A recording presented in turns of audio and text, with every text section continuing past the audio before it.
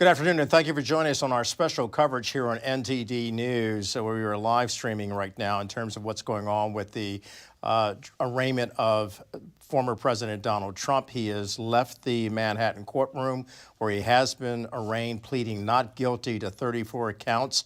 We will get into those particular accounts as we go on throughout today's story and what's happening with this unprecedented moment. But we do know the indictment returned last week by a grand jury against former President Donald Trump has been unsealed, according to the sources from the courtroom. Mr. Trump pleaded not guilty, as I stated, for 34 criminal charges against him in a Manhattan criminal court Tuesday afternoon. The investigation stemming from a hush money payment made to adult film actress Stormy Daniels during the 2016 presidential campaign. Mr. Trump officially became the first, and this is the most unprecedented case we've seen in our modern time in history. It's the first in America. He became the first former president to face criminal charges this afternoon. And I'm joined by my colleagues here, Tiffany Meyer, Steve Lance, and Roman. Balmakov, okay. And we are watching the team. This is really surreal again, getting back to that. We're watching former President Trump's motorcade there on the FDR. It looks like he is no longer making his way to Trump Tower, but perhaps making his way to the airport. As you know, he is expected to fly back to Mar-a-Lago. And Steve, he'll have a speech tonight.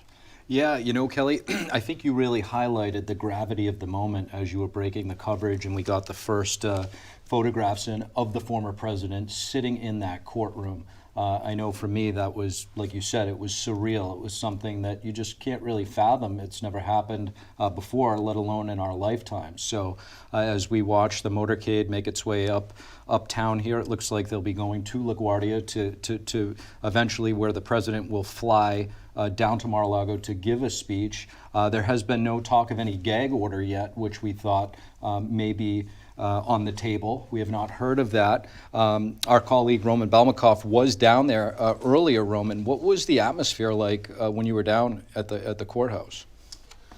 Well, I mean, to start with, when we first got there, it was maybe the ratio between reporters and protesters was like 7-1. A lot of reporters, not unheard of for conservative events here in New York City.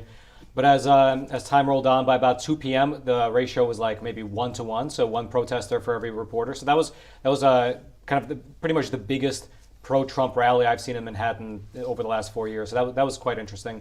The police, they split the park in half, so that half of the crowd was anti-Trump, half of the crowd was pro-Trump, and in the middle it was very surreal. If you've ever been to, like, let's say, like a war zone, like somewhere in Israel, and people are hurling insults at each other in that dead zone between the two armies. That's what it felt like. People are just like standing there yelling at each other. You know, it felt like the comment section on Facebook in real life, just people yelling at each other, not listening. But overall, it was very peaceful. There was, I believe, one fight that broke out, maybe two at most, but pretty much peaceful all around. So that was the general vibe. MTG was there, Marjorie Taylor Greene. She spoke.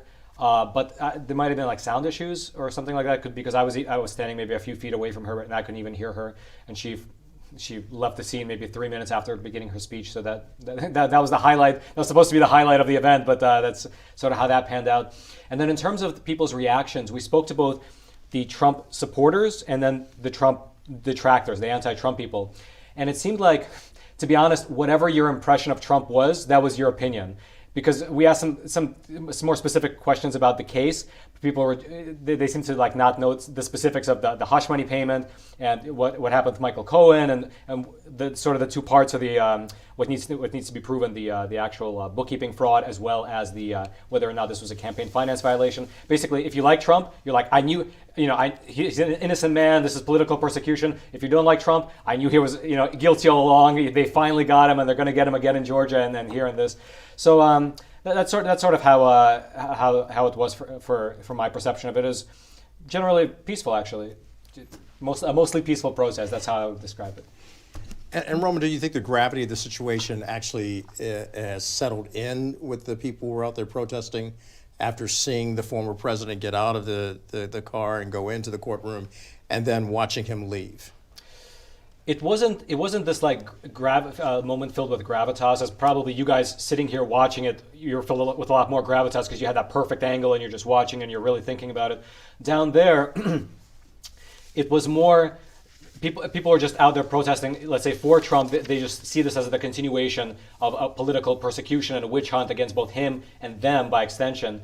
Whereas the people who are anti-Trump see this as vindication for their position that Trump is a criminal, that his criminal past has finally caught up to him. Maybe in people's hearts they see the gravitas, but it wasn't probably like you guys watching it here on the screen. That's at least my perception of it on the ground. And Roman, speaking of being on the ground, you brought up how it was mostly peaceful. And if you kind of scroll online right now, we have NBC saying that Trump loyalists, such as Marjorie Taylor Greene, who you brought up, but also George Santos, the headline says, quote, "They quickly flee chaotic protests." So what can you tell us about what you saw on the ground? Did they flee? Were there protests? What can you tell us? All right. So here's the funny thing. With a lot of mainstream news headlines, there's a bit of the kernel of truth and everything else is fluff. In this case, the truth is that they did flee. That term is correct. In fact, when I was walking in, it was exactly when George Santos was running out. So I was walking into the park, and the way the police barricaded it is that the pro-Trump side has only one entrance, the anti-Trump side has only one entrance. So and they kind of funnel in that way, so people don't fight, right? It's actually a good idea.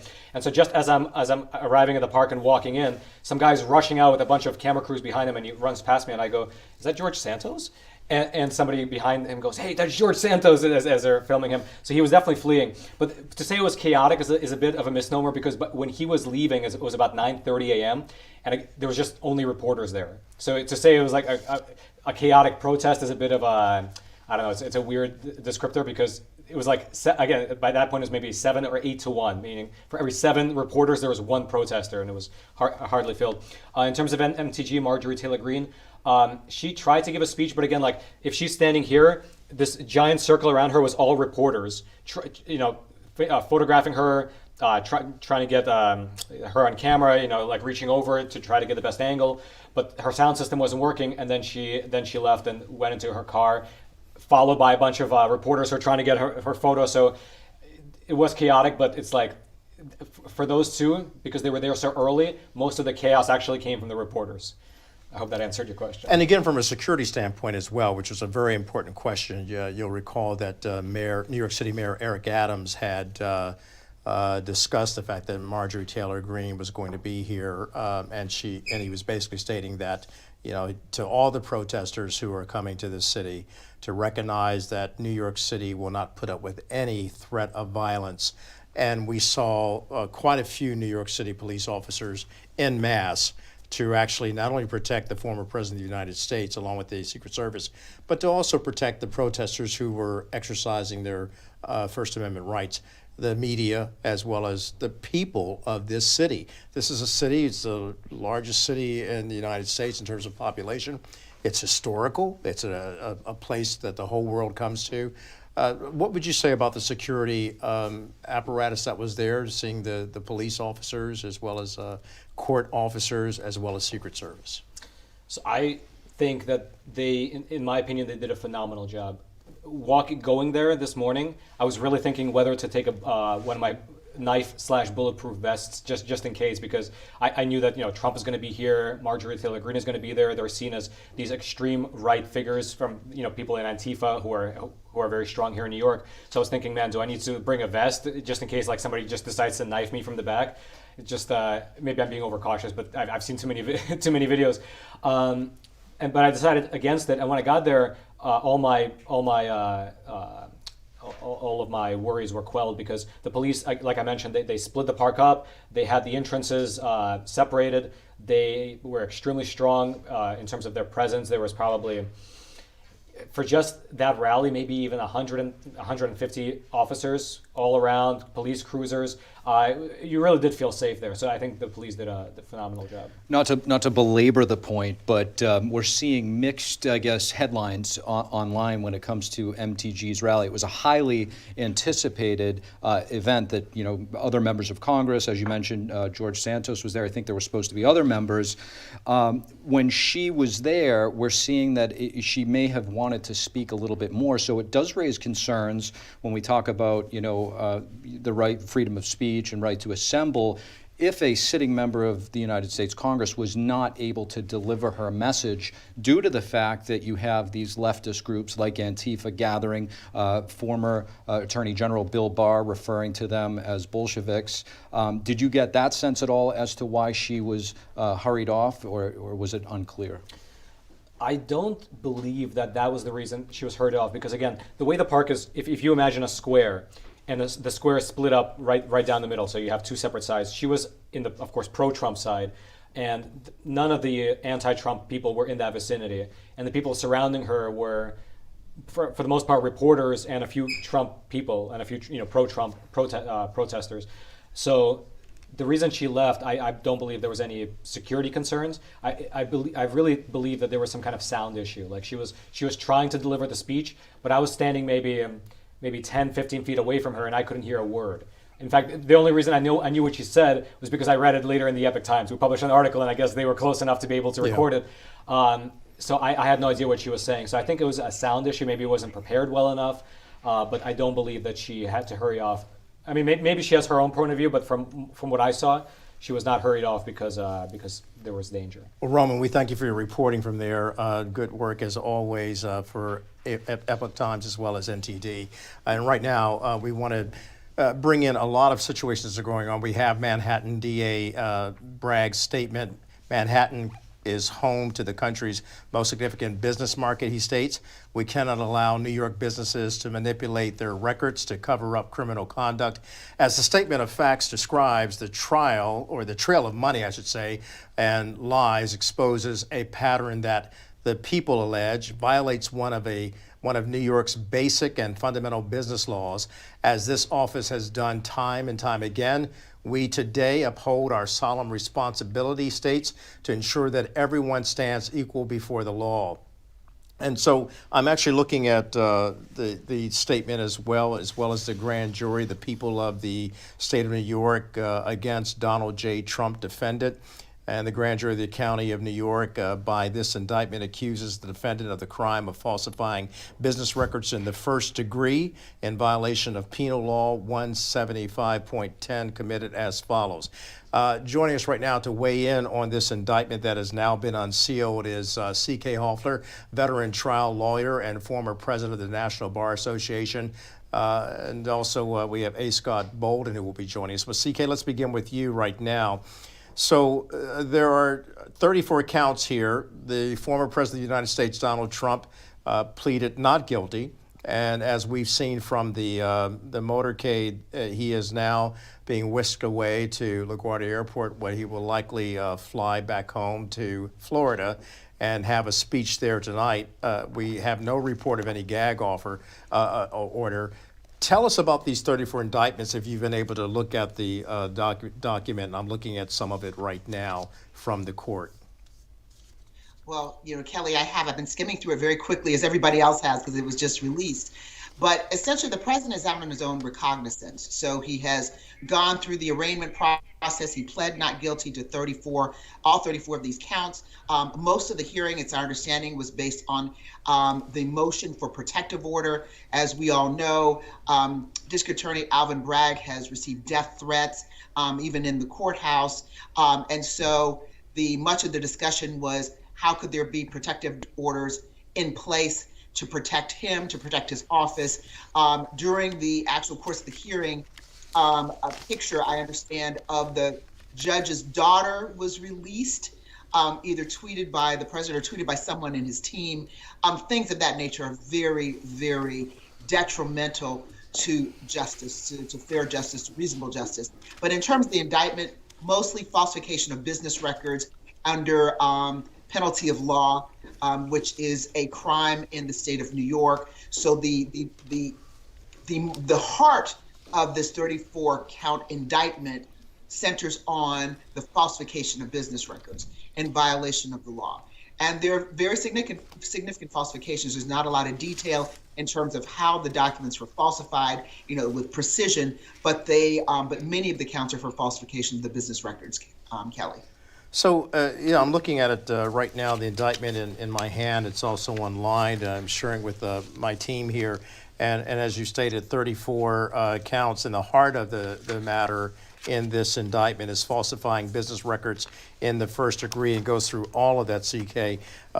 Are these charges that, for example, there's one that says that the former president had an intent to defraud, an intent to commit another crime and aid and conceal the commission thereof, made and caused a false entry in the business records of an enterprise to which a Donald J. Trump account check subdated September 12, 2017, bearing check number. And it goes into all of that. So this is really getting into the nuts and bolts of this. But is this what people have been looking for? Or is this something that will that many of the people who support Donald Trump and the Republican Party, will they say this is nothing, this is a nothing burger, or is this a big deal?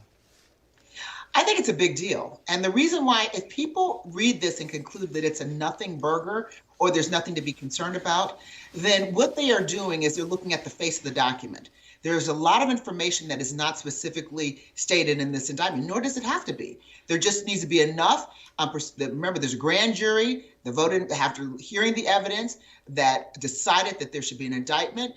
This indictment is as a result of that. It doesn't contain all the details of the check, when it happened and all of that, but it goes through enough and for this to be upheld. Now, the details of the commission of what crime against whom, because there are other crimes that are referenced, that information is not specifically contained. And I think the reason why it is a felony, we see a reference to felonies, is because this was done in the commission of a crime intended to deceive. There's intent that's listed, there's fraud that's listed, there's deception, misrepresentation. All of those things would be element, of course, that the prosecution has to prove under New York law, but they're specifically laid out without a great deal of detail in terms of when, how, where, and all the documents that support it. But at this point, they don't need to have that. The president and his team have pleaded not guilty. The president pled not guilty. And so now he is exercising his constitutional right, which is his right to do so, which I mentioned earlier, and he's going to go about the business of defending himself. And they'll get more information on this in days to come. Yeah, he'll go about the business of defending himself. He has a very good defense team and counsel. Let's get back to Alvin Bragg for a moment. We are anticipating that we will hear from him sometime today. In the interim, CK has released a statement, which I read at the top of our break-in of this special coverage yet again of the former president's arraignment. And my team, my colleagues now have copies of the document as well, so I'm sure they'll be asking you some questions. But I just want to read real quickly and reiterate what Manhattan District Attorney Alvin Bragg stated. He says, quote, "Manhattan is home to the country's most significant business market. We cannot allow New York businesses to manipulate their records to cover up criminal conduct. As this office has done time and time again, we today uphold our solemn responsibility to ensure that everyone stands equal before the law." I bring that up because the key wording in there is the fact that New York is the country's most significant business market. It's the financial capital of the United States. We cannot allow New York businesses to manipulate their records to cover up criminal conduct. I recall as a young reporter working in this city, going to that very courtroom and then going to Connecticut where there was a change of venue, watching then U.S. Attorney Rudy Giuliani hold Stanley Friedman accountable for a parking violations bureau scandal. Square this with me in terms of how people are looking at this outside of the law and saying this is a witch hunt, also saying that this is legal voodoo. Talk to me from a legal perspective. Let's clear out the politics. What's at hand here? Well, when we clear out the politics, it's just ironic that Rudy Giuliani, who, as we know, is a prosecutor as well, that he was very aggressive in going after those who engaged in financial crimes, very similar to what the allegations are here. So it's just ironic that he is part potentially of this puzzle. He's one, as we know, one of the president's closest advisors, and we don't know the level that he is implicated in this, but that's just an aside. If we remove the politics, we have just a bare bones indictment, sufficient under New York law to prosecute, and that's what the district attorney is going to do. This is not a new case. Remember, we have to remember that this very district attorney and his office have also successfully prosecuted a 17-count claims against the Trump enterprises, if you will. So this is not new. They're very familiar with the Trump organizations. What is different here is this is hush money. These are business records, allegations that the business records were falsified. There were documents that were falsified to conceal another crime. The details of that crime are not spelled out in specificity, but if we just look at the four corners of this document, it seems that it's legally sufficient. This is not, I don't see evidence of a witch hunt. The political dynamics make people conclude it's a witch hunt because the president, the former president, is running for president again. But if we just look at the four corners of this document, much like the four corners of the other documents against the Trump enterprises, it appears to be legally sufficient. These are very, very, very experienced prosecutors who know this organization and know and have followed the actions of the former president. So I would dare say, not a witch hunt, because otherwise they wouldn't have gotten this far in the process. And we have to remember, a grand jury of people who live in the state of New York are the ones that approve this indictment. We are here because of their actions. These are citizens of the state of New York, Manhattan presumably. So I think to a certain degree, we have to trust the system. And certainly the former president is taking it seriously because he intends to defend himself and his constitutional rights. But I just see here law and order. CK, Steve Lance here. Thank you for joining us. I just want to follow up on one point that you made. I'm just curious as to the legal ramifications. You mentioned one crime to cover up another crime. That's where the felony lies. And we don't know the details yet of that other crime. And I'm just curious, how relevant is that other crime? And at what point will we find those details? Well, at this time, I can't speak to the relevance of that crime, of the other crime, but suffice it to say, the district attorney's office felt that it was relevant enough to be able to support this indictment and to be able to go forward on this case. We have to recognize, even though we don't need to analyze this through a political lens, but the district attorney's office understands that this is an indictment against the former president of the United States. They understand they must cross every T, dot every I. There's no room for gray areas. And so that other crime, while we don't have the details, I believe must be relevant enough to support this felony that they are charging the former president with. So I think that's now the question. When will we know? I would think in the coming days we will find out more information, because certainly the Trump team, the former president's team, will know the details because they've got to begin to launch and to mount their defense. CK Hoffler, we thank you for joining us. CK, of course, being the former president of the National Bar Association, and she's weighing in on this unprecedented time. CK, we appreciate your insights and your legalese and your perspective. Thank you. As we continue to follow the developments of this, we just saw a video of the former president getting closer to LaGuardia Airport, where he is scheduled to take off on his plane, his jet, and get back to Florida, wherein he will have not a news conference, but he'll talk tonight. And we have someone else standing by. We have a constitutional attorney and former senior advisor, counsel to President Donald Trump, joining us now. Jenna, are you there with us? Jenna Ellis, Epoch Times contributor. So Jenna, we just heard from CK Hoffler, and as we're doing this, there is some video right now of the former president arriving at LaGuardia, and we see the Trump plane. But I do want to ask you, how do you look at this on the face of what DA Alvin Bragg has just released? 34 charges in this indictment. The former president of the United States, unprecedented, historic arraignment, and now he's going back to Mar-a-Lago, wherein he will continue to rigorously defend his case and his innocence.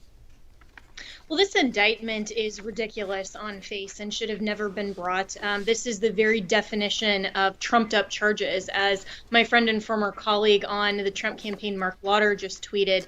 When you look at how, as a lot of legal experts are characterizing this as bootstrapping a misdemeanor onto a felony, if you actually look at the indictment and all of the counts here, to have this type of indictment around this falsifying business records in the first degree, the intent piece here is going to be critical.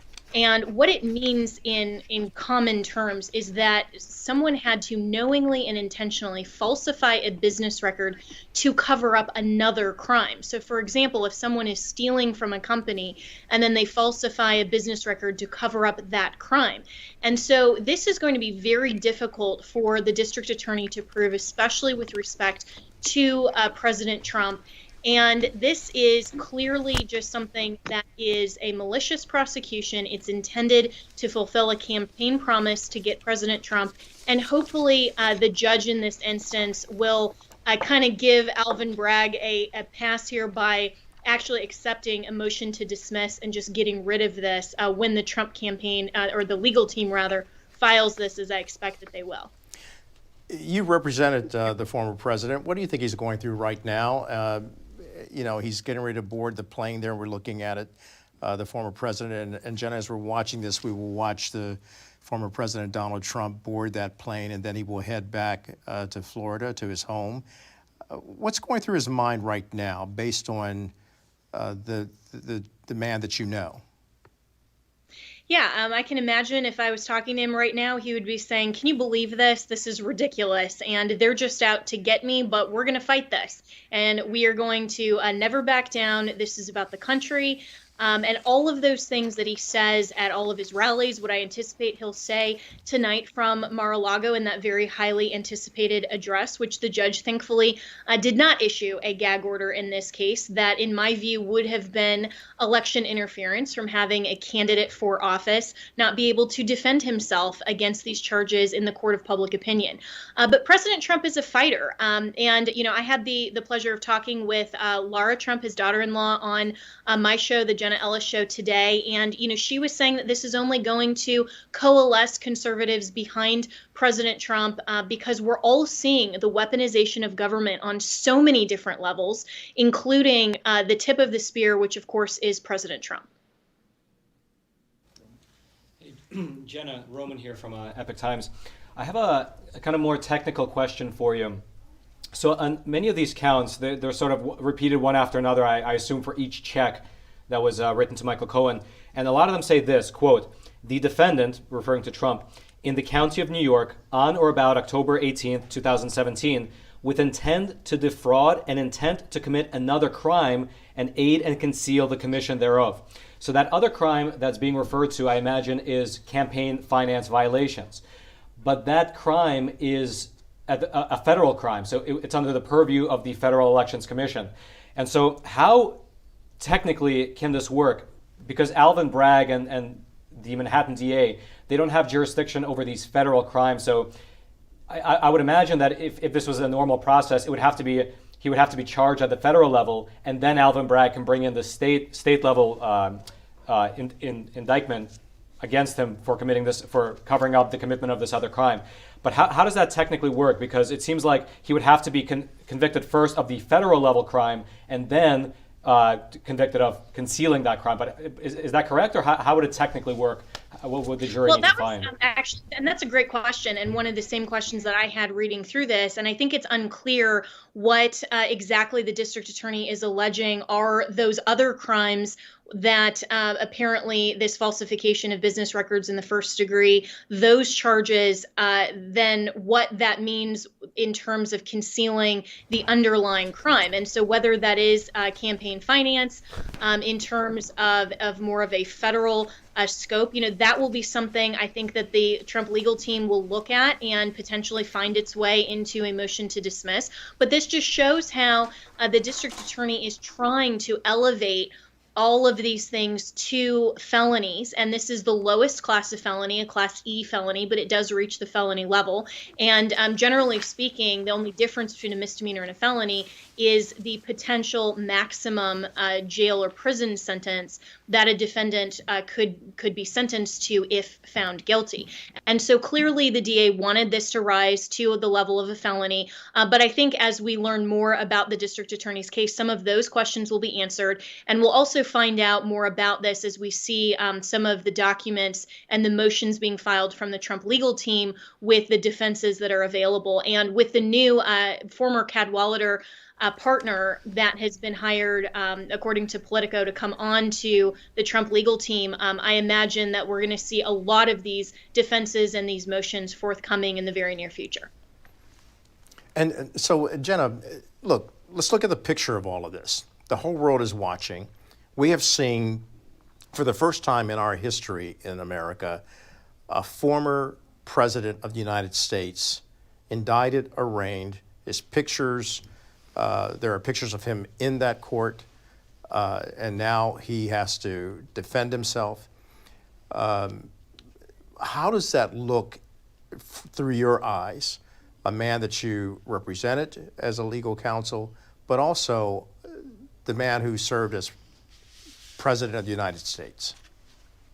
Yeah, I think it's an inglorious day for America. It's a travesty and it's a mockery of the rule of law in our system of government, because the system that the left is claiming is systemically unjust and racist and so forth.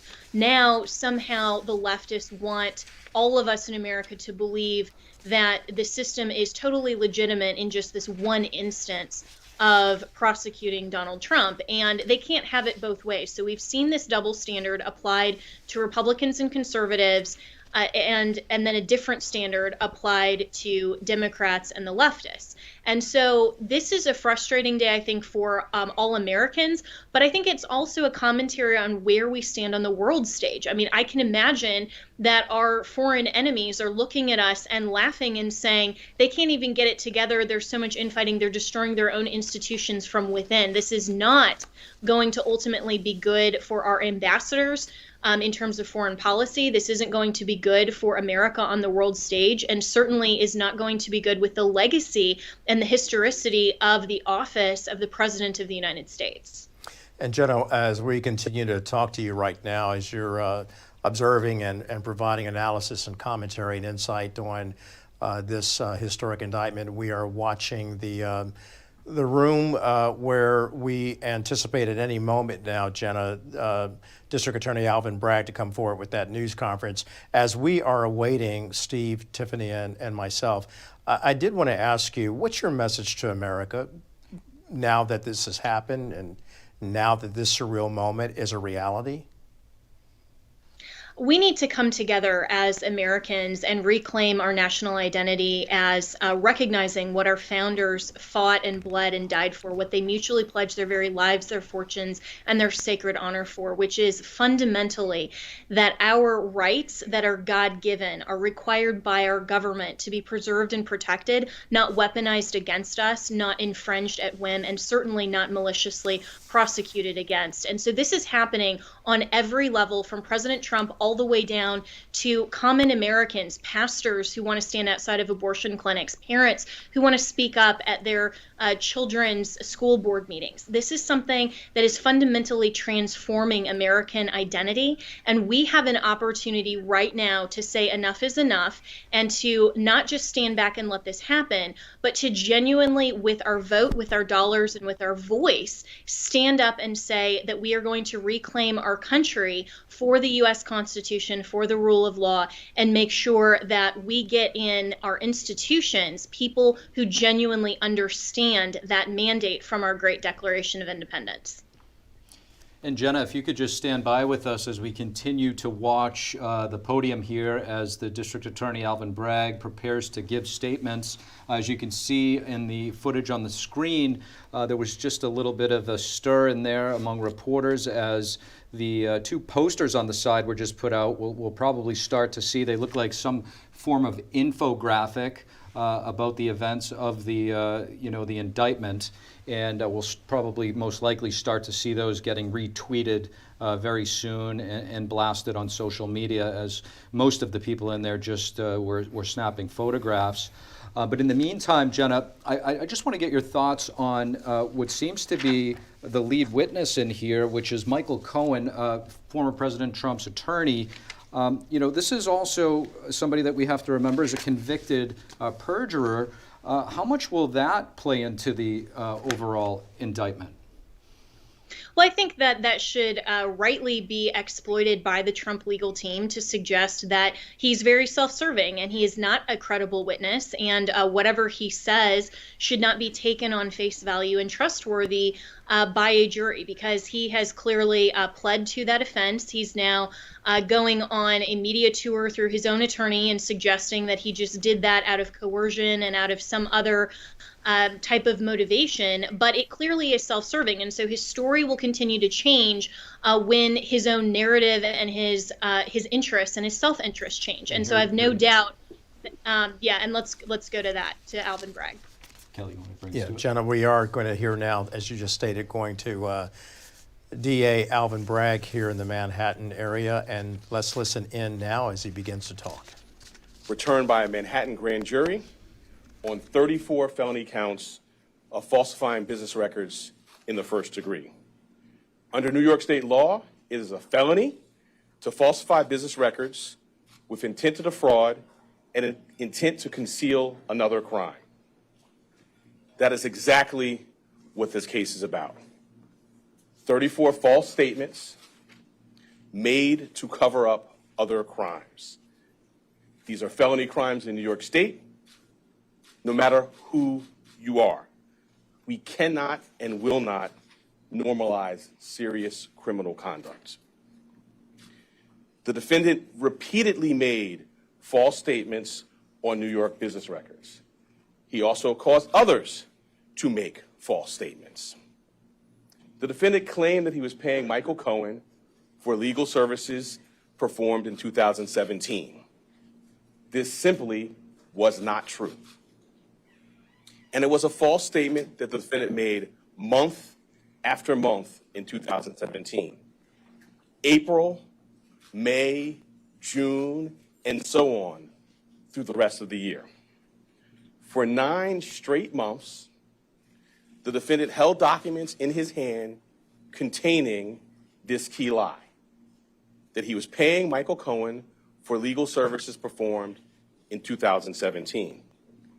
And he personally signed checks for payments to Michael Cohen for each of these 9 months. In total, the grand jury found there were 34 documents with this critical false statement. Why did Donald Trump repeatedly make these false statements? The evidence will show that he did so to cover up crimes relating to the 2016 election. Donald Trump, executives at the publishing company American Media Incorporated, Mr. Cohen, and others agreed in 2015 to a catch and kill scheme.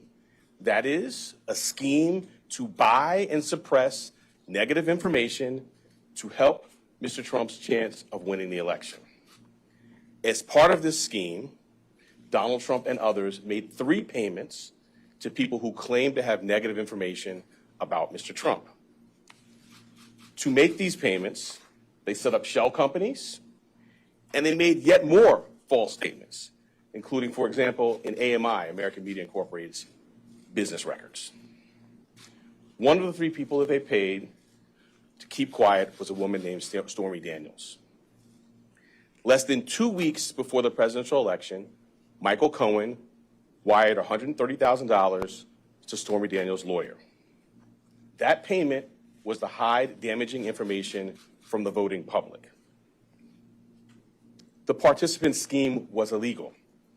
The scheme violated New York election law, which makes it a crime to conspire to promote a candidacy by unlawful means.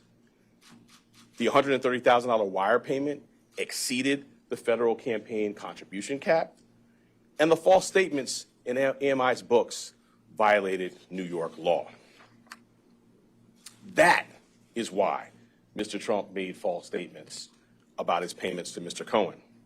He could not simply say that the payments were a reimbursement for Mr. Cohen's payments to Stormy Daniels. To do so, to make that true statement, would have been to admit a crime. So instead, Mr. Trump said that he was paying Mr. Cohen for fictitious legal services in 2017 to cover up actual crime committed the prior year. And in order to get Michael Cohen his money back, they planned one last false statement. In order to complete the scheme, they planned to mischaracterize the repayments to Mr. Cohen as income to the New York State tax authorities. The conduct I just described and that which was charged by the grand jury is felony criminal conduct in New York State. True and accurate business records are important everywhere, to be sure. They are all the more important in Manhattan, the financial center of the world. That is why we have a history in the Manhattan DA's office of vigorously enforcing white-collar crime. My office, including the talented prosecutors you saw at arraignment earlier today, has charged hundreds of felony falsifying business records. This charge, it can be said, is the bread and butter of our white-collar work. And fraud presents itself in all different forms here in Manhattan. We have charged falsifying business records for those who violated federal bank secrecy laws. We have charged falsifying business records for those who were seeking to cover up sex crimes. And we have brought this charge for those who committed tax violations. At its core, this case today is one with allegations like so many of our white-collar cases. Allegations that someone lied again and again to protect their interests and evade the laws to which we are all held accountable. As this office has done time and time again, we today uphold our solemn responsibility to ensure that everyone stands equal before the law. No amount of money and no amount of power changes that enduring American principle. I'll now take questions. So we're going to take a limited number of follow-up questions, one question per reporter. I will call on you, and again, we have limited time. Thank you. The first question will be Bragg. All right, so we're watching right there Alvin Bragg, the Manhattan DA, and of course he's taking questions right now from reporters. The former Assistant Attorney General Jeff Clark is here with us now to weigh in on what we just heard from Alvin Bragg as he unfolded and uncovered and unsealed the 34 charges against the former President of the United States, Donald Trump, in this historic indictment and arraignment. One thing that I heard, Jeff, is that the conduct is felony criminal because New York is basically, I'm paraphrasing here, the business capital of the world and the United States, and white collar crime will not be tolerated. For the American people, white collar crime is something for them hard to understand. It isn't, someone was shot and now you have a criminal case to determine who the murderer is. And is that accused murderer guilty or innocent? White collar crime gets into a lot of statements about where did this check go and what was this check for, and how does this prove fraud, and how did you defraud the federal government or the New York State Tax Commission? Talk to me about white collar crime and if this holds muster. This indictment against former President Trump. Well, thanks for that, Kelly. So I think the way that your viewers should think of the distinction between what you might term ordinary crime and white-collar crime, is that white-collar crime involves the violation of complex regulatory statutes. So might be tax statutes like you're talking about, might be securities fraud statutes, might be here in this instance the allegation that there was the falsification of business records. It's not street level crime. That's the rough distinction. And then in terms of this indictment, I find it very curious that the entire indictment, which goes on for, 16 pages, I believe, with 34 counts, it says that Trump, beginning while he was president, this is very important to note, beginning on Valentine's Day 2017, with intent to defraud and intent to commit another crime or aid and conceal in the commission thereof, blah, blah, blah, made a false entry in the business records of an enterprise. And then it goes on to talk about either invoice entries, checks, or ledger entries that are supposedly false. But the key issue, the sort of like missing thing that needs to be focused on is, what is the other crime? I've searched the indictment in vain for any indication of what the other crime is. Now, I heard Alvin Bragg say that other crime is apparently a federal election law crime, but I don't see that spelled out here. And for me as a lawyer who's in a lot of complex litigation, I think that what that's indicating is that they specifically wrote this indictment to try to keep it out of federal court, because if they indicate that it involves a crime that went to a time period when Trump was in office and went to a federal election crime as to the conduct that led to President Donald Trump getting into office, that is a colorable connection to his federal office. And if so, he can remove the case under the federal officer removal statute. He has 30 days from today to do that, which I've looked at the calendar on, and that is May 4th. So I think President Trump's lawyers should look very seriously at taking this out of this state jurisdiction, this local jurisdiction, and into the larger jury pool and into the larger jurisdiction of the Southern District of New York. I think that would better serve the interests of justice. And I think that what Alvin Bragg has in mind and his people have in mind by having written the indictment this way is I think they think that they can avoid that removal risk by just remaining mum about what the other crime is. And there's a basic principle of law under this federal officer removal statute, which is kind of like rocket science. It's not something many lawyers understand, but something I happen to understand. So you're in luck in that regard. That there is no so-called well-pleaded complaint rule, which means essentially you can't remain silent about something and then avoid the removal of the case. The fact that they remain silent about it is irrelevant. That will not stop removal of the case if President Trump's lawyers decide to do so, and I think that would be a good option for them.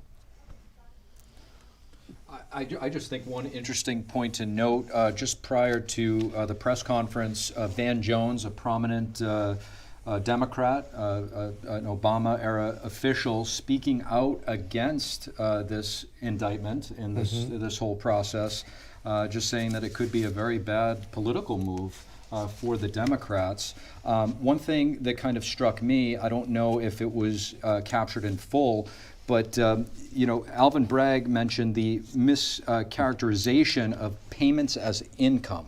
So Jeff, I just want to get your thoughts on that. That seems like more of an accounting matter that the former president wouldn't necessarily be as hands-on with.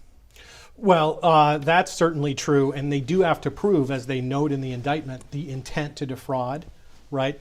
I think that, and there goes my earpiece again, but that kind of issue, a bookkeeping issue like that, is, as you say, sort of smaller potatoes, or you suggest that it's smaller potatoes, and I think that Alvin Bragg could have put together an indictment that wouldn't have had any removal risk for him by simply sticking to misdemeanors and saying that there were misdemeanor violations of the law here in terms of false business records, just business records that weren't accurate. But he wanted to get it to the felony level. And to get it to the felony level, that's why he has to bring in federal election law. And that is, that takes this case to another level. And, they're trying to have their cake and eat it too, get to the felony, but stay in the local jurisdiction that they know well, where they think they know the jury pool. And I don't think it would be something that they would necessarily prevail on if President Trump and his lawyers wanted to remove this case. And I would also urge the House Judiciary Committee to look, even if it's not currently within the federal officer removal statute, I think that Congress should amend the law to make situations like this fall within that statute. Well, Jeff, you brought up how, it seems to be entering into that Federal Elections Commission territory, and it seems 2 years ago they actually looked into that and they dropped it. So what would make this different that they wouldn't drop it, or is it still the same? Yes, so Tiffany, I think that, the FEC dropped it, right? And they have exclusive jurisdiction over civil violations of the election laws. So they decided not even to pursue it in that fashion. So to pursue it as a criminal matter, it speaks for itself, right? If you're not going to bring a civil case, you're certainly not going to bring a criminal case. Alvin Bragg, ignoring all that, I'm going to bring a criminal case because I've cobbled together the so-called falsified business records with another crime and put them together. It sounds, look, I'm certainly no legal expertise, nor do I have the legal training. But on the surface, based on what you're saying and how you're interpreting and dissecting all this, it sounds very convoluted. And that's why I was asking you from the beginning, white-collar crime is not something that the American public is accustomed to.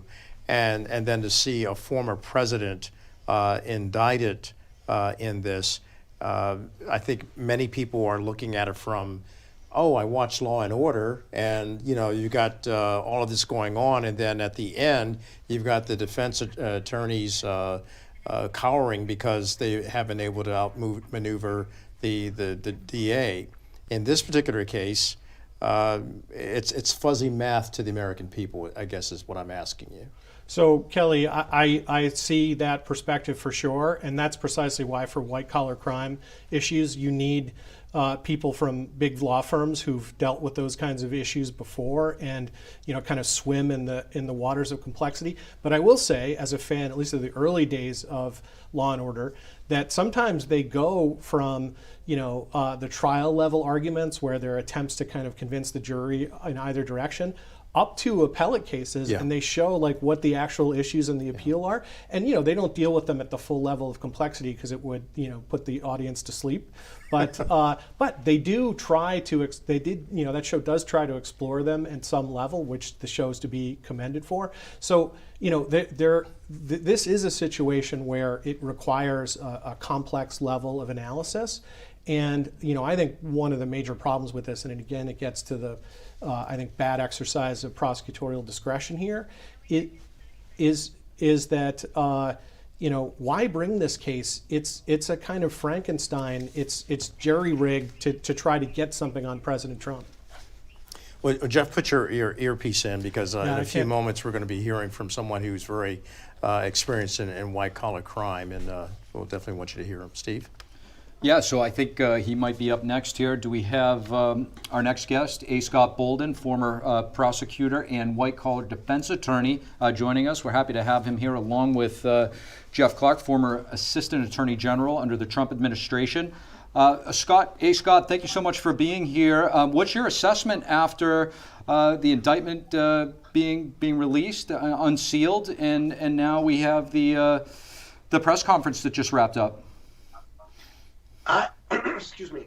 I've said all week and last week as well that I thought the indictment was going to involve business fraud, financial fraud, because the Trump organization and Weisel, the CFO, had been convicted and were cooperating with the DA's office. I quite frankly, politically, as a Democrat, as well as a white-collar defense lawyer, somewhat disappointed. It's a mixed bag. I understand you got 34 different entries, and I also agree with Jeff. It's open in regard to what that other crime is.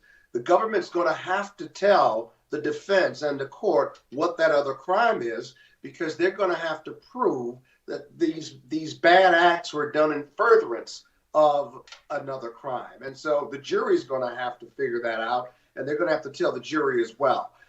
Listen, the big difference between regulatory, legislative, civil, and criminal bad conduct is discretion.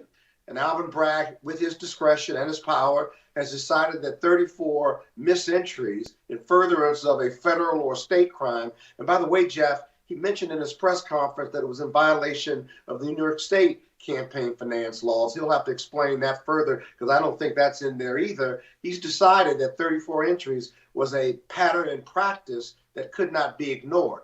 I get that argument, if you will, and from the policy consideration. At the same time, it feels political more than factual or criminal, in the sense that others have looked at it and kind of walked away. Remember, the Southern District looked at it and walked away, and the FEC looked at it and did not go forward. So we'll have to hear more going forward, but that's my initial reaction.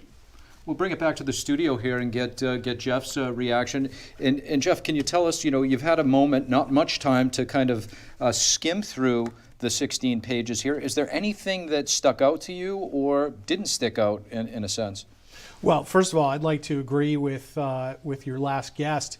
Bingo, in terms of the fact that there's going to have to be an identification of what that other crime is. And I would say that, I did not hear the part about state campaign finance laws. That's also puzzling to me. We're kind of struggling with some audio issues here, so I'll go back and watch the press conference later. But I thought that your comments were very well taken, and I also think your conclusion that this means that it's political, is also true. It's actually not that difficult to read through this indictment quickly, because basically it's 34 cookie cutter counts. It's using the same form of language, and then what differs is what entry are we talking about? Are we talking about a particular check number, a particular invoice on a particular date? And so, really, I don't know, if I had to boil it down, you could probably say that this is like 4 pages of text. It's just that there are a lot of cut and paste jobs, to spread that out. So, the main thing to me, the most telling thing, is the fact that the other crime, which is what launches it into felony territory, is not described in the 4 corners of the document. Why is that? That's a very important question.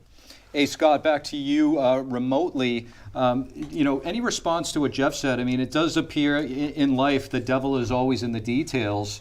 What is your take?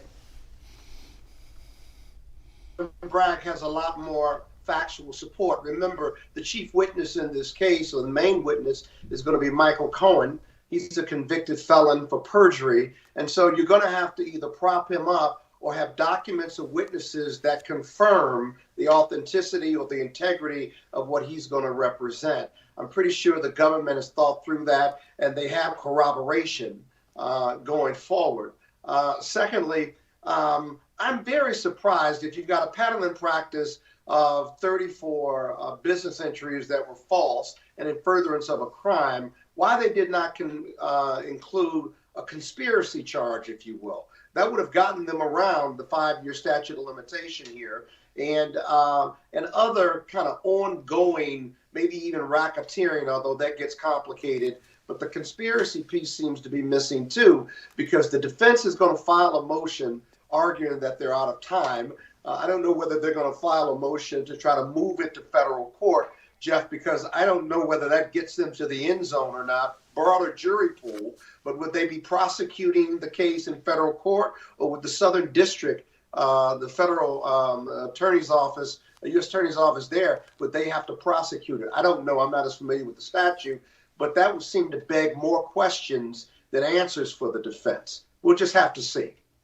Scott, from the outside looking in, It's almost like going back to, and I don't want to wax comedic on this because it is historic in its nature, but it's almost like an Arsenio Hall moment, things that make you go, Is that the kind of feeling that you and Jeff are perhaps perceiving in this case? Because you wanted more meat on the bone with this, and as I stated earlier, it's kind of murky because of that other charge not being included.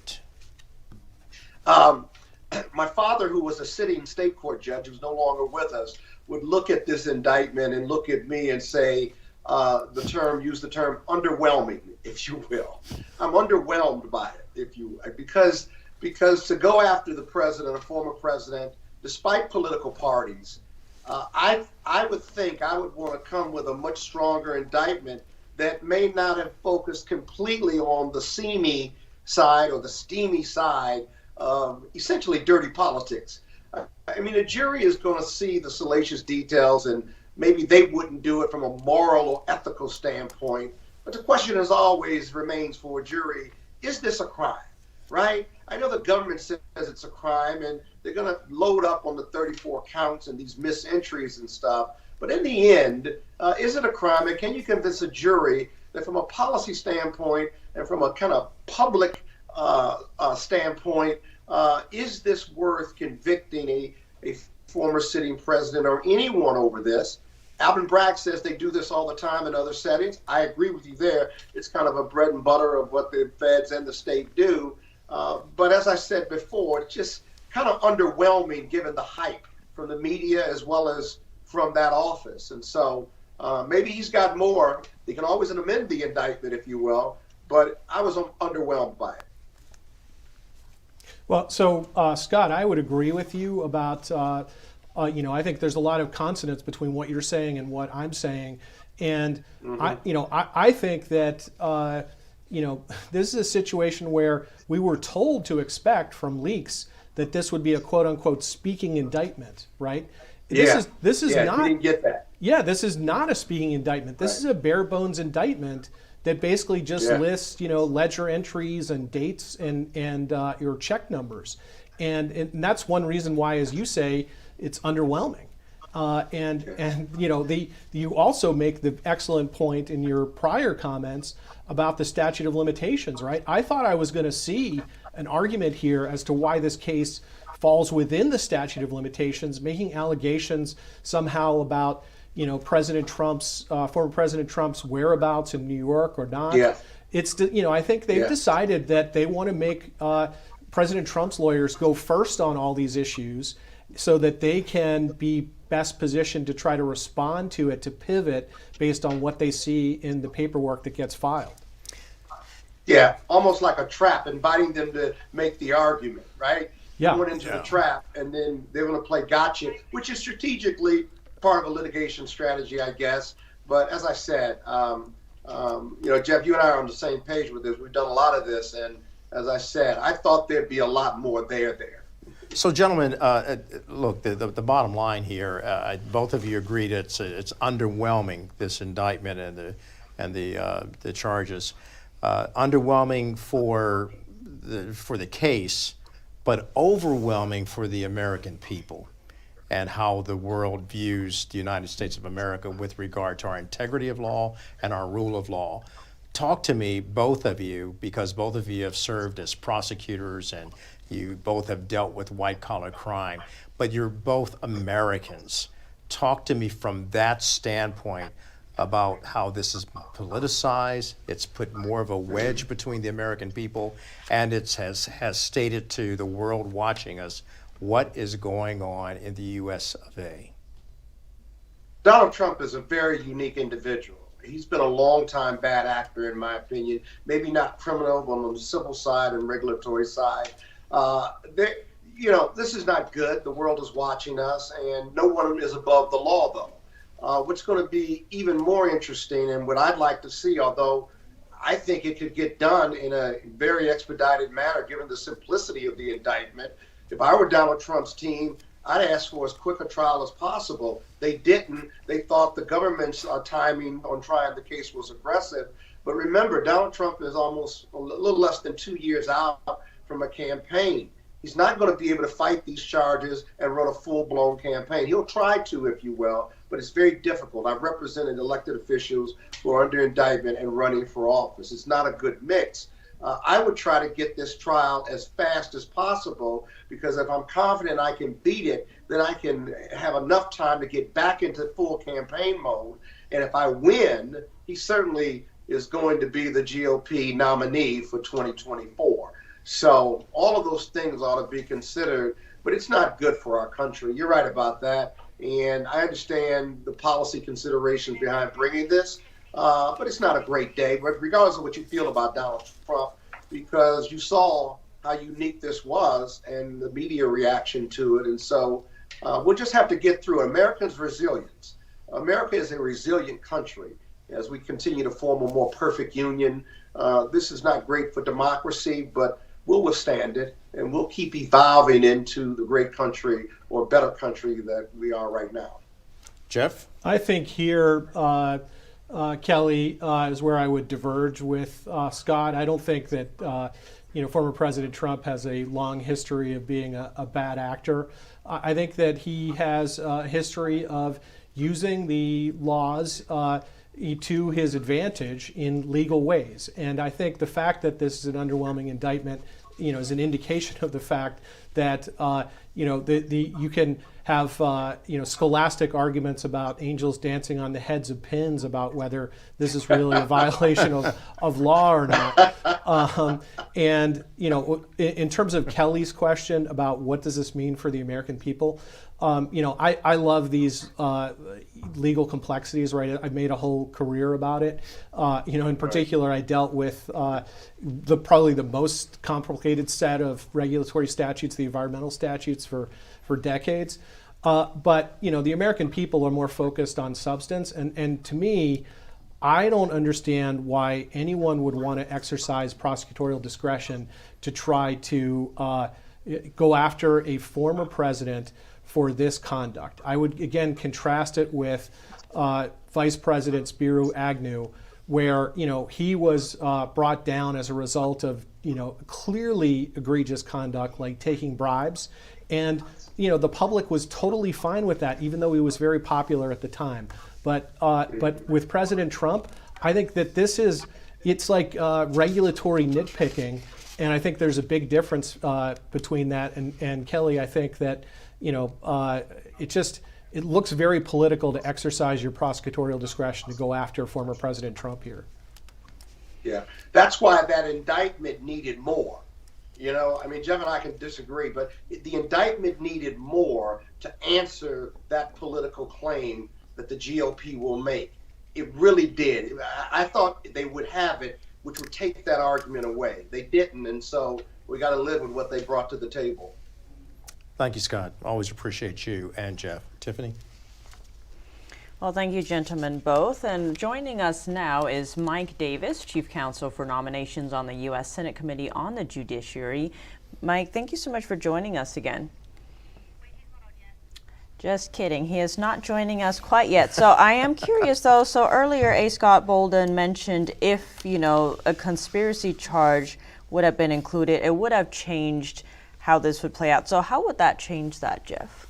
Well, I think one thing it would have done is it would have changed this into what was predicted, which was a speaking indictment. Because if you're going to lay out a conspiracy, you're going to have to explain some facts, right? You're going to have to show who talked to who, what did they agree on, or at least in some fashion set that out, right? You can't just say, here's the words of the statute, right? There are 4, elements. Here's how we're putting 2 statutes together, and there was this check on this date, and there was this invoice.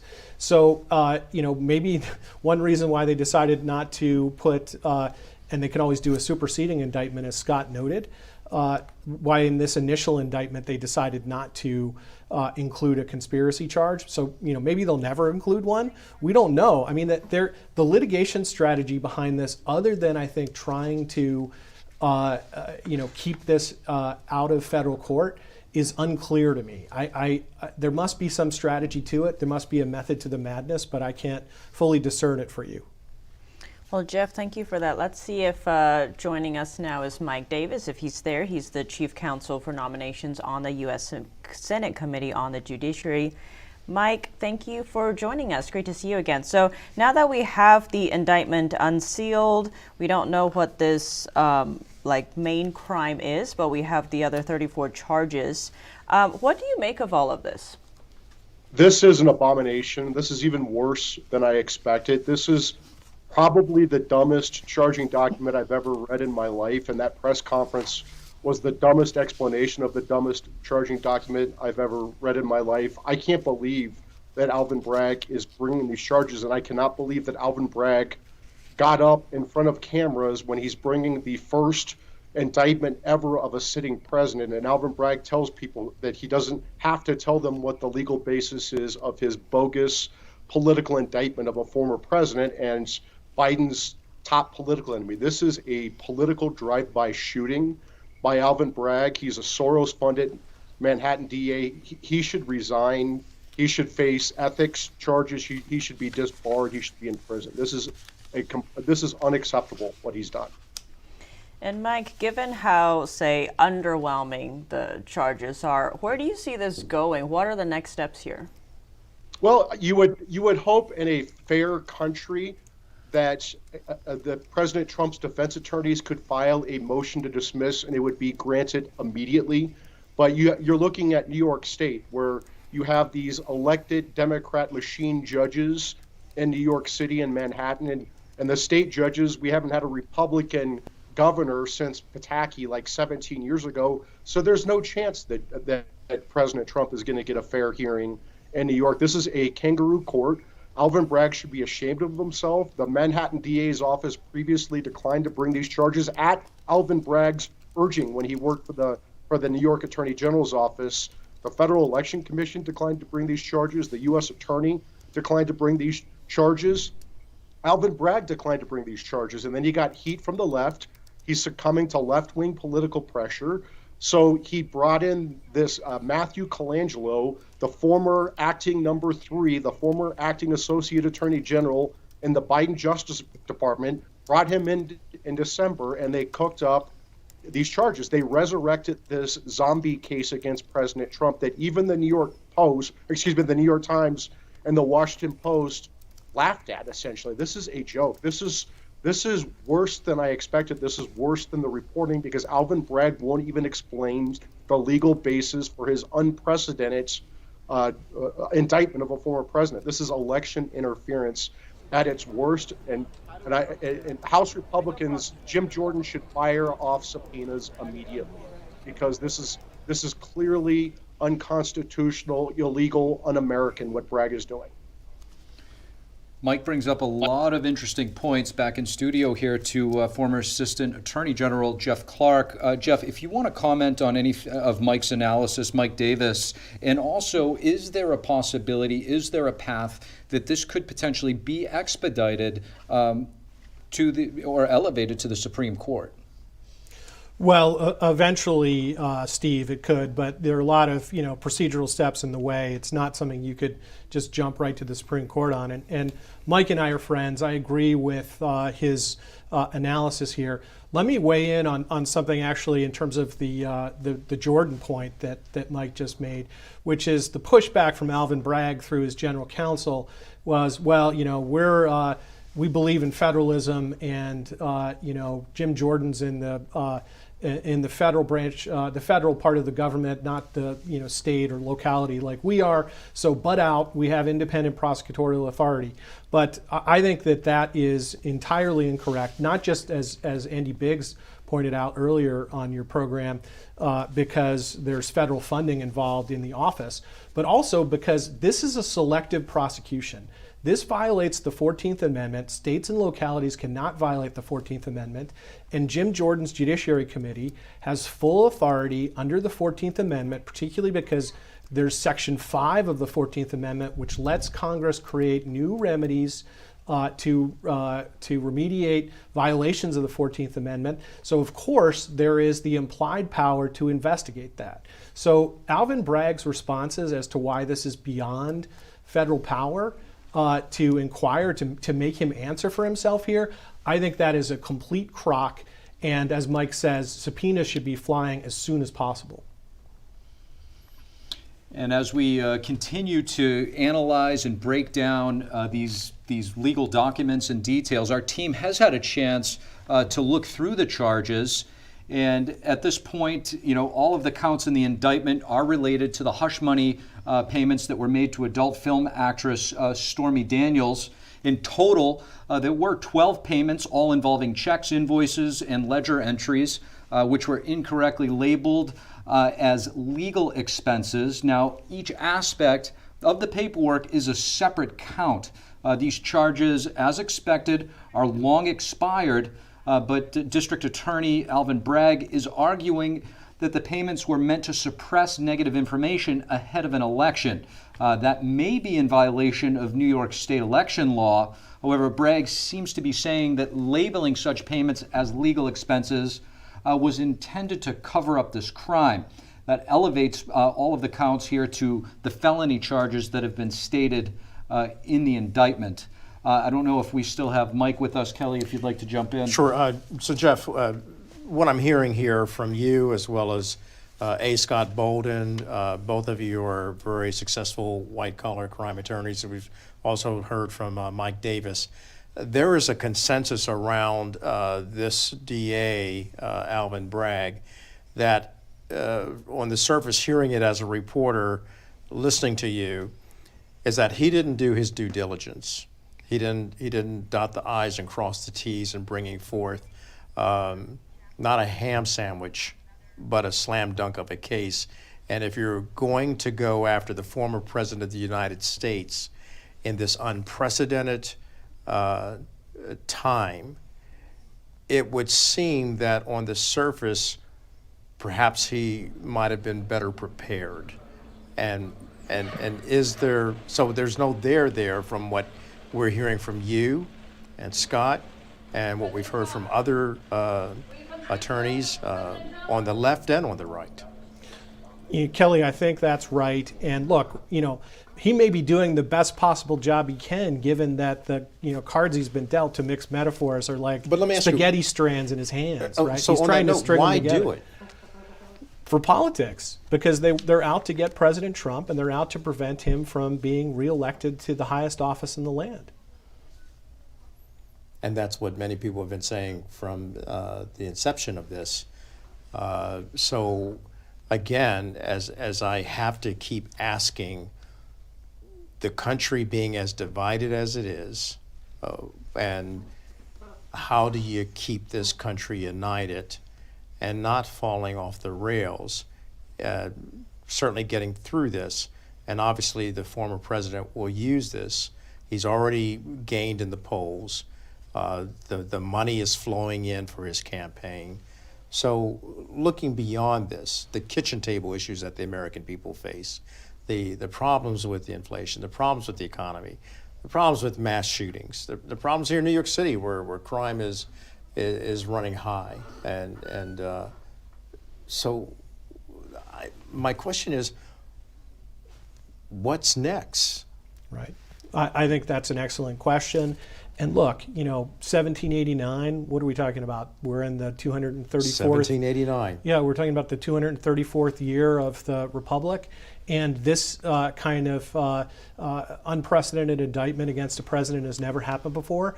You would think that any prosecutor at any level, whether federal, state, or local, they would bring a case of that magnitude only if it was absolutely clear, only if they could look back at the American people and to the progeny of the current generation of the American people and said, the platitude of the 40,000-foot platitude of no man is above the law.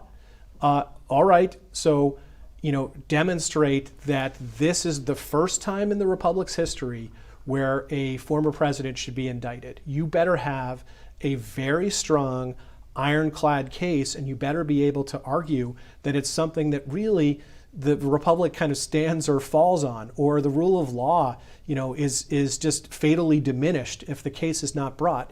And this 16 pages, it doesn't meet that standard at all. So how do we meet the standard of helping our young people understand the greatness of this nation, and how do we keep them focused? And by the way, there are many young people in this country who are watching this case. Generation Z is not all about partying and everything. They're concerned about the future because they will one day occupy the present. So how do we instill in our youth the hope, the faith, and the love for this nation, and that we as the adults in the room will not abandon them in terms of their future and hope? I think that we need to return to neutral principles, Kelly. Because I represented a lot of so-called black-hatted members of Fortune 500 companies, was portrayed as soft on the environment, and yet I got billions of dollars in penalties, and I didn't hesitate when I was talking about violators that were clear cheats. We dealt, for instance, with Mercedes-Benz just deliberately changing and hiding their computer code to cheat federal emission standards is just one example, right? And whatever my ideology is about regulatory violations and overregulation and some of Was that these Mercedes-Benz or Volkswagen? No, not Volkswagen. Went back to the Obama administration. Mercedes-Benz, Trump administration. My apologies. Did. I just wanted to be clear. It's the same kind same of thing. case, right? So regardless of ideology, in terms of I think that a lot of these statutes overregulate, but the law was clear. They clearly violated it. It clearly was essentially an evil act because they were lying to their own customers, and we threw the book at them for that. So. I think that if you look at something where you can't throw the book at it as much as politically you might want to do it, then I would think that Republicans and Democrats who have taken an oath to the Constitution and who believe in the American Republic and ordered democracy would not bring a case like this.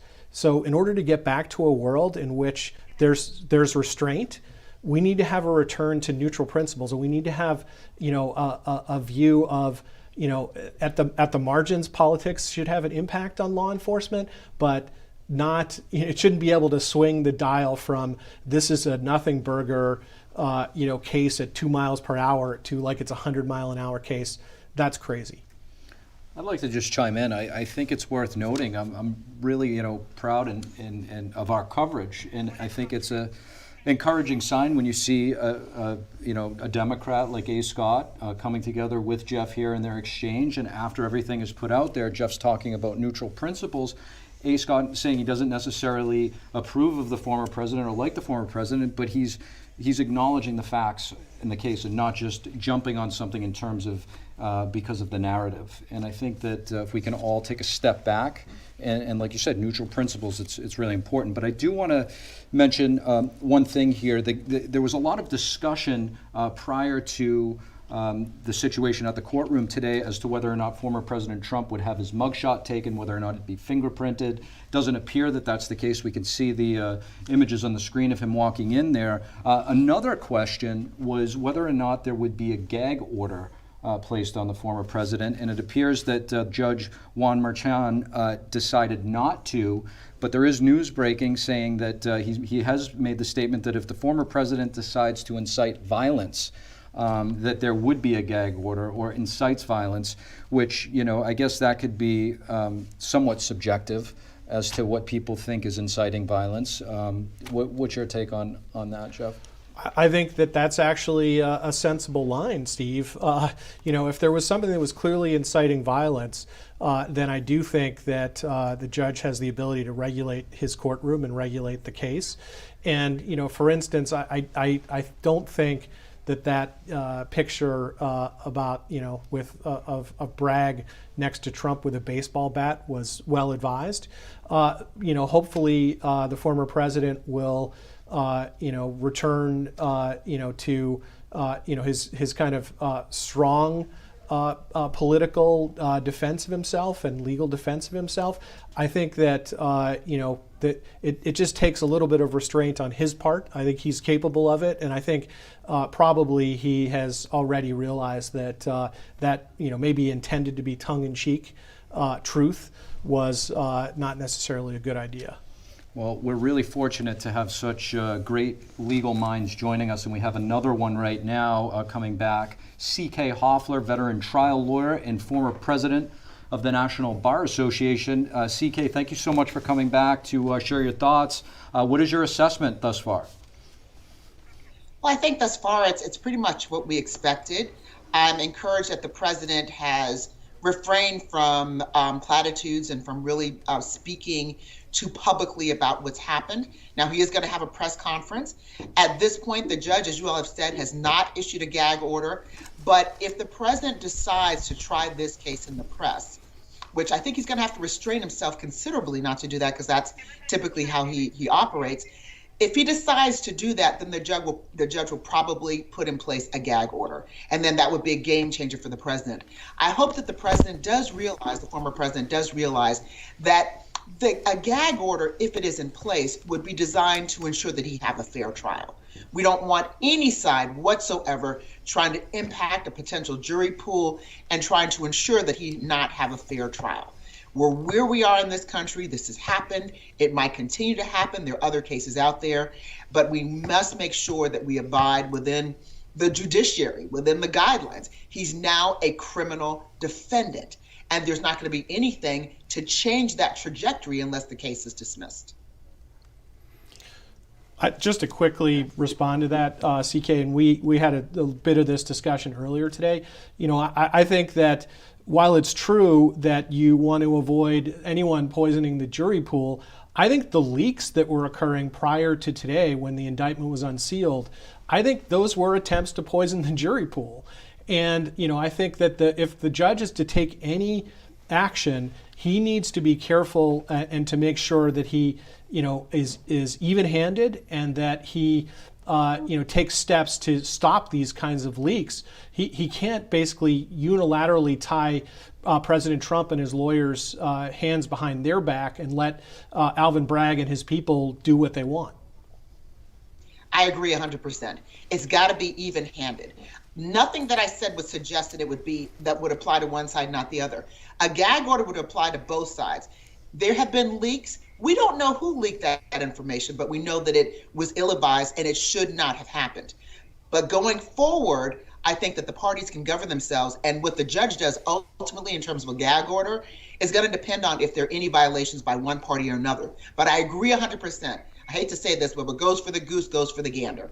Both sides have to govern themselves accordingly and recognize, excuse me, this is a very serious criminal proceeding. And CK and Jeff, doesn't that also go, when you're talking about the criminal proceedings, give you a chance there to clear your throat.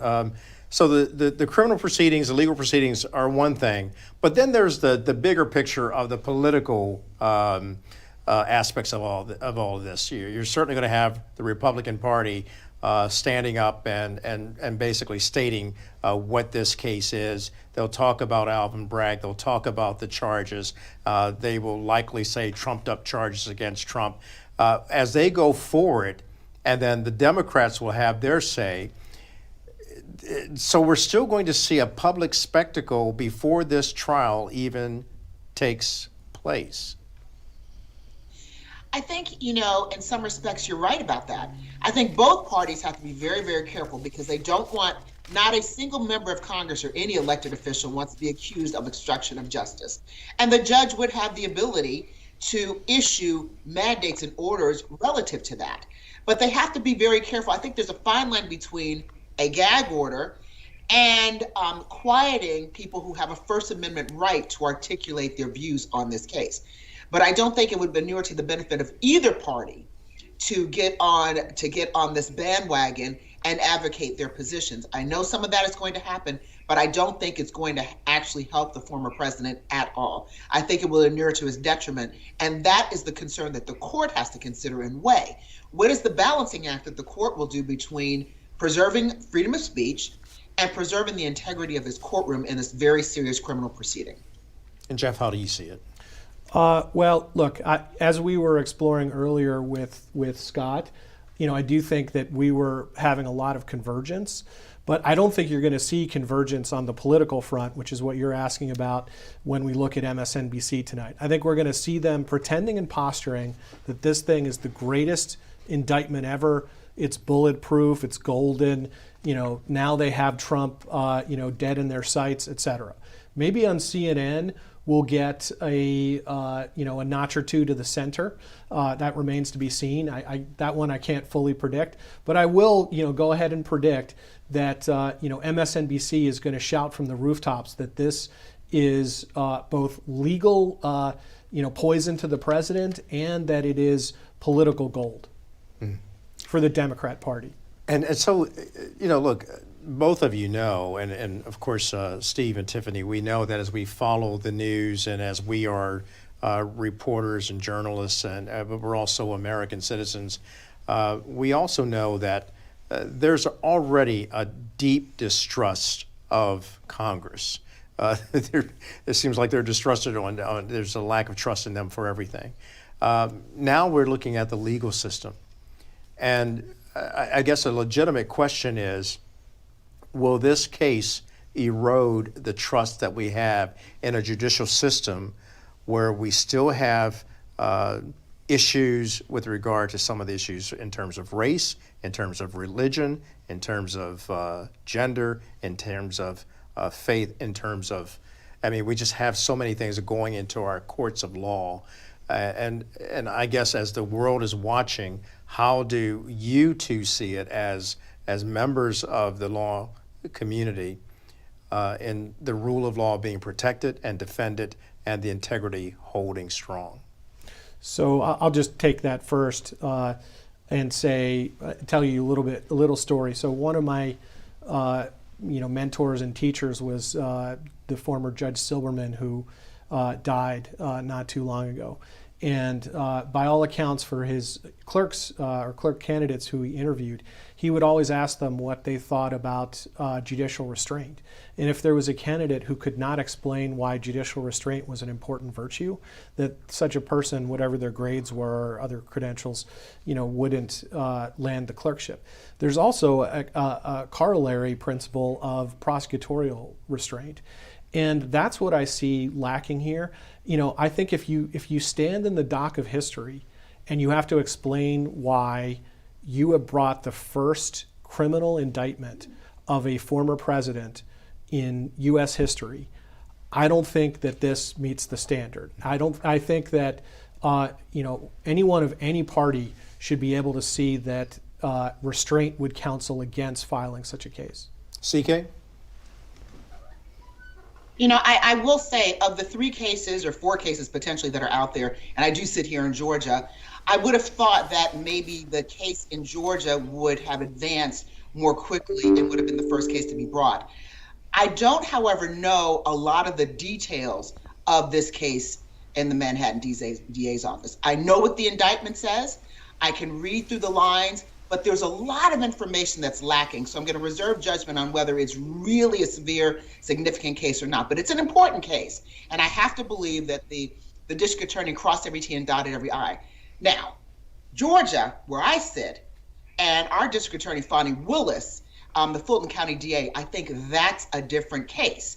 The dynamics are different, but I want to remind everyone that the case we see this indictment today, is from activities that happened before the former president became the president of the United States. So that's a 2016 case that has evolved and has been brought today, or we're seeing it today publicly, versus the case that happened in 2020 from the Fulton County DA's office, and then other cases that are also in the pipeline. So I don't know that this is the strongest case, but I think it probably is a viable case, but I think a lot has yet to be seen. I'm reserving judgment, although I do believe that the Georgia case is probably, in my assessment, stronger. Quick response. So the one point I disagree with is that this is about conduct that predates President Trump's office. If you read the indictment, it begins with February 14th, 2017, and it ends with December 5th, 2017. So, while the argument will be that it's trying to deal with conduct that occurred before he took the presidency. It's dealing with conduct that occurred while he was the president of the United States. Well, I don't disagree that there was probably some conduct while he was the president of the United States, but the conduct initially began prior to him being president of the United States, because the mere fact that there was hush money, the hush money was paid so that Stormy Daniels would not say anything about their illicit affair that happened before he became president of the United States. So I think you can look at it either way, but without a question, there's activity that happened before he became president of the United States, because that is when the hush money was paid, prior to him becoming president, because he did not want her to say a word about that illicit affair.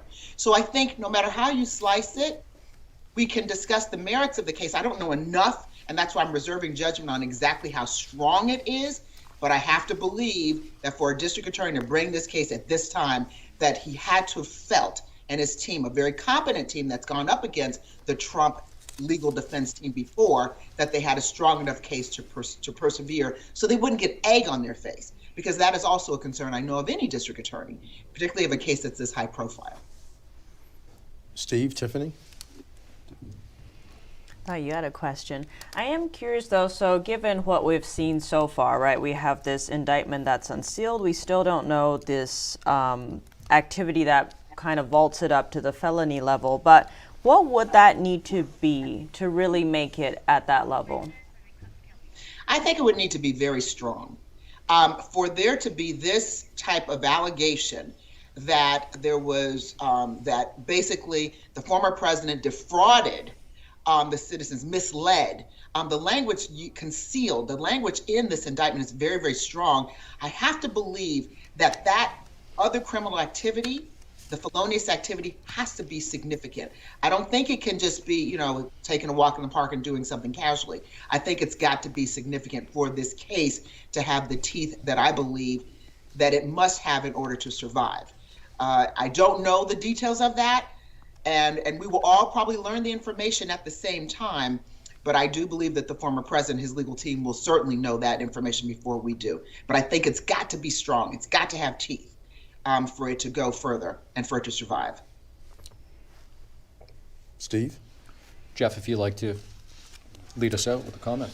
You know, I think maybe one difference between the two of us is that, you know, I don't just look at government documents and kind of give them a you know, presumption that there must be a lot more behind it. I'm just looking at the text of the document, and as Scott was saying, the text of the document is very underwhelming, and maybe that's because they made a strategic choice to you know, try to lay in wait to you know, sandbag President Trump's lawyers later.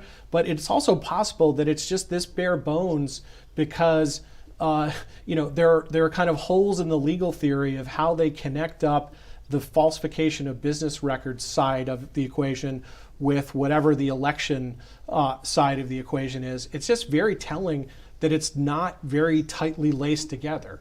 And, you know, as a reader of many, you know, civil complaints that plaintiff lawyers have filed and being able to pick them apart, or of indictments, you know, I think that this is an indictment that, you know, does not signal that it's going to be on very strong ground. I think it's very vulnerable to a motion to dismiss. It is, I would respond, it is vulnerable. We don't know much. It is not the strongest that I've seen, and I am that plaintiff's lawyer that pleads in many jurisdictions. But I will say this, until I see more, I want to reserve judgment. Did I expect them to have a great deal of detail? Absolutely not, as a matter of strategy. But I don't take government documents on their face either. Please understand that. I really don't, but I happen to believe in this case there probably is more, but I won't know until I see it. Fair enough. All right, C.K. Hoffler, thank you so much for weighing in and sharing your legal expertise with us, as well as your perspectives in terms of how we're looking at this case, unprecedented historic case going on in our country. Thank you. And now we do have a quick recap of what's happened today so far. So in the morning, we saw protesters and counter-protesters begin to gather by the courthouse in New York. Representative Marjorie Taylor Greene stopped by to give a brief speech, but she was quickly swamped by the crowd and the media. She expressed what many Trump allies have, that this is a, quote, political attack and something that happens in communist countries. Many Democrats have countered by saying the events from today show that no one is above the law. Our reporter on site interviewed various people who showed up to protest. The Trump supporters expressed that the indictment has politically motivated them, but even if so, that may backfire. Trump seems to have gained support among his Republican base throughout the process. A senior advisor to Trump announced that Trump's campaign raised a record $7 million in 3 days since the news of the indictment. Trump himself has been posting on Truth Social today about the case. He calls the courthouse a very unfair venue and says the case should be moved to nearby Staten Island. He left the Trump Tower at around 1:30 p.m. for the hearing at 2:15 p.m., while his motorcade then made its way to a courthouse in Lower Manhattan. He posted that it was a, quote, surreal experience. Trump gave a brief wave before heading in. He was not handcuffed, and nor did he have to get a headshot taken, but he was fingerprinted. The arraignment mostly consisted of presenting the 34 counts of felony charges against the former president. He pleaded not guilty to all of them. Again, those counts stem from 12 payments made to an adult film actress, which were labeled as legal payments. After the hearing, District Attorney Alvin Bragg spoke to the press about the case. He said that those payments were intended to suppress information ahead of an election, and that gives him grounds to prosecute, what is normally a misdemeanor. Trump's team is expected to dispute this. The White House, meanwhile, has remained tight-lipped about all of this. The press secretary only said that Biden will likely catch up with the news coverage, but that it's not his top priority. So here we are in wrapping up what we've gone through, and a great wrap up, Tiffany, of what we've experienced. Look, as you look at this as a member of America, you're looking at this and recalling how all of this, since the indictment was released, and people were saying people on the left were saying one thing, that no one's above the law. People on the right, particularly members of Congress, Republicans coming out to defend the former president, and all of them stating very, very vociferously that and very vigorously that this is, as Senator Lindsey Graham of South Carolina stated, legal voodoo. And now we've come to this denouement, so to speak, the climax of this day, and we've seen the indictment. We now know that the 34 charges, what they're all about. And again, people walking around kind of scratching their heads, wondering, is this all there is? And this is what we're doing to a former president of the United States? And as CK alluded to, Georgia perhaps being a stronger case. We've heard from some Democrats expressing their concern about this particular case that Alvin Bragg, the Manhattan DA, has brought forward. Again, my question to everyone is, what does this do in terms of America and the division that we already have? Does this put more gas on those flames, or do we find a way of lowering the temperature in our rhetoric against each other and finding that common ground to come together as one nation? I think that's a great question that time will tell, because the media and the press, specifically the mainstream media, plays such a role in all of this. And these charges and the unsealing and everything that we've witnessed is just hot off the presses. It's yet to hit the pundits tonight in the primetime slots, and to see how once it enters the spin zone, if it all of a sudden, influencers and different people that have a voice, both Republican and Democrat, fuel the flame. And if that happens, we're right back at square one. We're fortunate here to have very level-headed discussion and great minds coming to some form of consensus that this was not what everybody had hyped up it to be. Well, I think your observations, Steve, are very important, and Kelly, I agree with your question. For days on Twitter, since the fact of the indictment has been announced last Thursday, I've been posing the question on Twitter: why can't we see the indictment? Why can't we see the indictment? I think the answer to that is because if they had put this out, which, to my mind, and I think Scott agreed, is sort of the legal equivalent of Cheese Whiz, that President Trump's lawyers would have been all over it, and the dominant story by today would have been, this is the indictment, this is the first indictment of a former president in the history of our nation, really? And so that's why they had to keep it right up until the last minute. So now, I think the challenge for, the mainstream media, the defenders of Alvin Bragg, will be to try to do some rehabilitation of this, on the nightly news and on their commentary programs. And I think the fact that we're dealing with an indictment that is this week is an indication that it's going to drive the American people apart. I think that the American people really, there was a blip for Spiro Agnew because he was a very popular political figure. He was kind of a populist before Patrick Buchanan or before Donald Trump. But once it came to light that he was taking bribes, no one batted an eyelash at the consequences that he faced. But here, I think this is going to drive people apart. It's not going to bring Americans together, and that's sad. And it's not a Nixon moment as well. No. Tiffany? I think kind of going back to what Steve was mentioning about what the media might do later on, right? And it seems with the, say, overhyping or underhyping, depending on who you look at. I think, Jeff, you mentioned you've lived through that kind of overhype or media storm. What would your advice be going forward? How did you get through that? What might unite this country? Well, first, let me comment on President Trump. I don't think anyone that I've ever seen in political history, modern political history anywhere, in any nation, and obviously I don't have perfect knowledge of all countries, has ever gone through the barrage that he has gone through from the time that he began thinking about becoming president to the time he came down the escalator, throughout the whole 4 years with the Russia hoax, in terms of the Mueller investigation and then the 2 impeachments.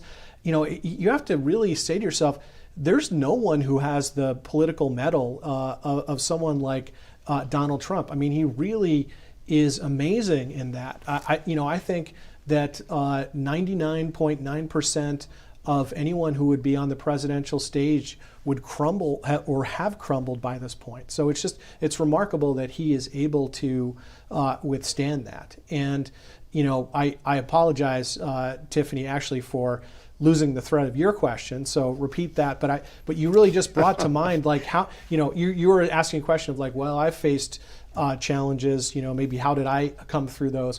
But the first thing that pops into my head is, how does President Trump keep doing it? I mean, there's relentless assault on him, and yet he stands firm. I think it's important for the American people to see that. But Jeff, yeah, you're absolutely right about what you've stated in terms of the former president, Donald Trump.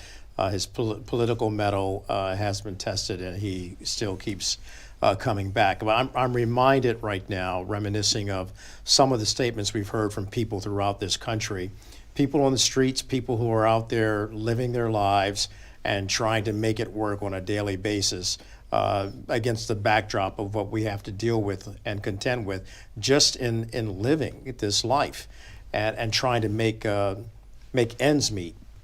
And there was one particular lady who stated, she said, I like Donald Trump. I like what he's done in terms of his policies for this country, but I just wish he would shut up. I wish he would not talk so much because it gets him in trouble every time.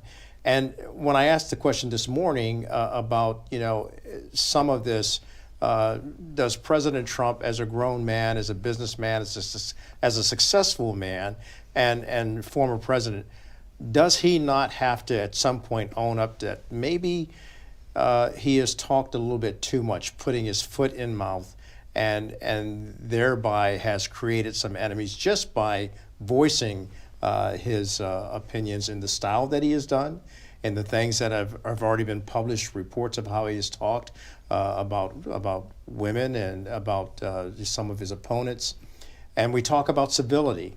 Is this a moment for Donald J. Trump to look at the country and say, you know what, I can do better in bringing civility to this country, even though people are out to demonize me?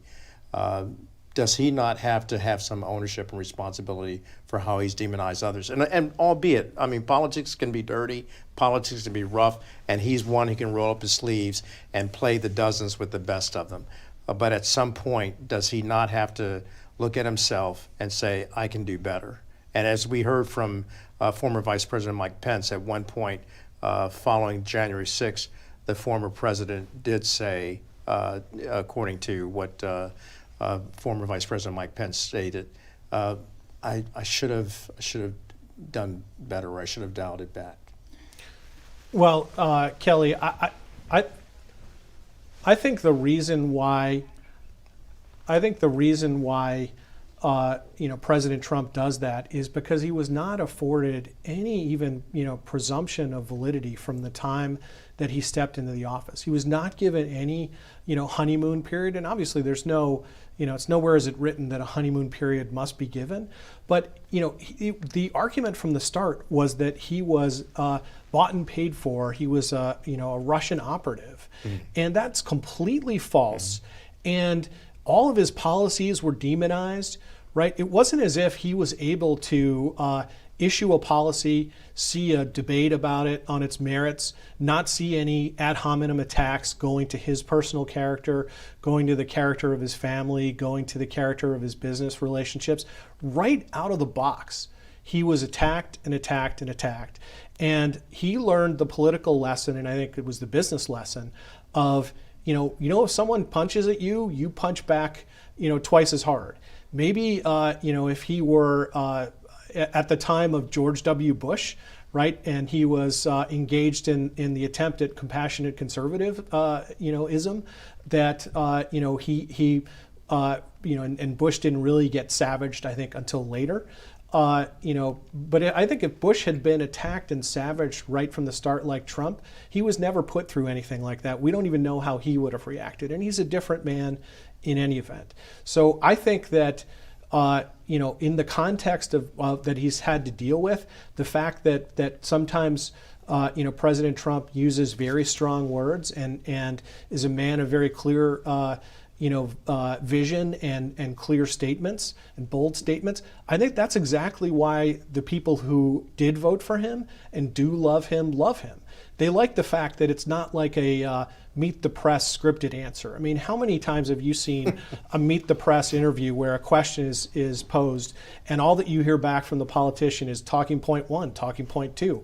Then there's a follow-up. It's like talking point 3, talking point 4. President Trump never did that. President Trump would come out of the Oval Office on the way to Marine One. He would speak to the press. He would field questions all around, off the top of his head, and he would speak openly and honestly to those reporters and to the American people. And I think that that's the kind of president that the American people want. And I think it's the kind of president really that they need. I think if President Trump is brought down by this kind of stuff, that we may never have an independently minded president again. We may just have a corporatist president from each side of the uniparty in Washington, D.C. Jeff, I appreciate you being here to join us on this historic day. We've talked about that, and it doesn't go by without stating how unprecedented this has been. And thank you for sharing your insights on your former boss and friend, Donald Trump, and answering those questions about some of the criticisms against him.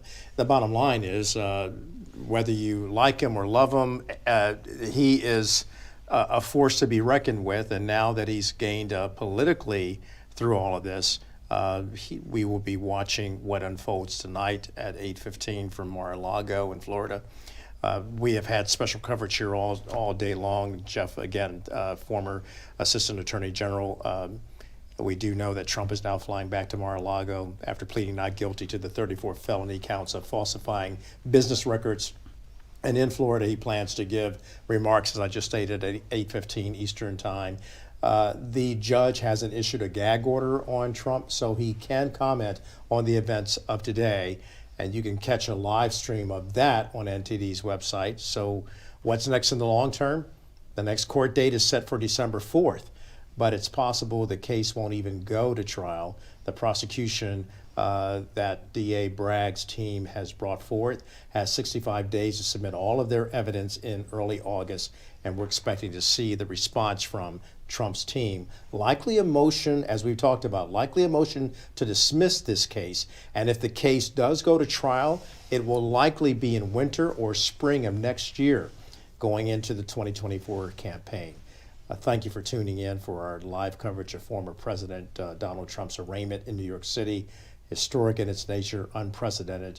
We'll also have more details and a recap for you on NTD Evening News. I want to thank everyone for the opportunity to be sitting here next to Tiffany Meyer, as well as my good friend and colleague, Steve Lance.